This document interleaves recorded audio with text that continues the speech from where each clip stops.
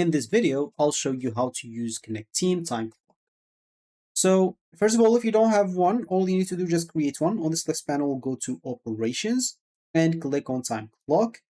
And of course, here you'll have to click on Get Started. If you didn't find it, just click on Add New instead, and you should find it right here if you didn't find Time Clock already. So if I click here on Get Started, you'll basically have to create, or it will create you one, and it will show you a small tutorial about the whole time clock. So it will show you everything. If it's your first time, of course. If it's not your first time, it will show you nothing. But basically, here you'll be able to see, of course, the dates, like today, yesterday, whenever you want, and you'll be able here to see, an example, the timesheets. So when everyone, like example, clocked in, whenever I'm clocked out, you can see here the paid breaks, and paid time off, and you can see also the requests, as example. So other than that, since today, you'll be able to see the real-time visibility when they clocked in and while they clocked in, where they move and stuff like that. You can see as example here, all the activities, or just when they were clocked in or when they were clocked out, whatever you want. You can also see as example, a specific user, when did he clocked in, and it's for entire week, entire month, whatever you want. And you can improve it or what. You can go to the next user one by one from here. Of course, if you get confused using time clock, there is a short like tutorials that are available using Connecteam. So at the top right here, you'll find this option, like on the right of more.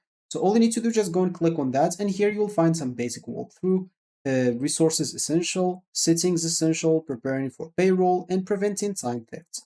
So all these videos, as you can see, they are small videos, like 4 minutes kind of each. Let me just go and show you. So as you can see, this one is even 1 minute to show you exactly how you can use it efficiently.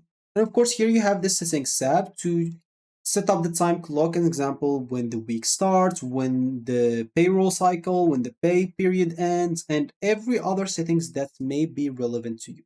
So you have here the payroll cycle, you have here the location tracker. So do you want to track them in clock in and clock out? Do you want it to be off, or do you want it to be brought from like live tracking? And of course, users must share locations to clock in and clock off or out, and optional when off if you want to.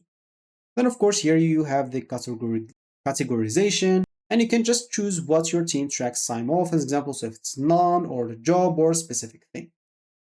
So yeah, that's basically what you can edit in settings, and that's basically what you can use the time clock on.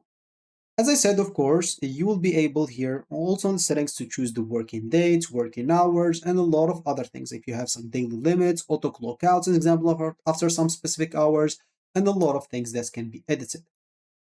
So yeah, that's it. If you want, as I said, more information, go here. You'll find everything that you may want in these videos, and you should be good to go. So that should be it for me in this video. Thank you for watching, and goodbye.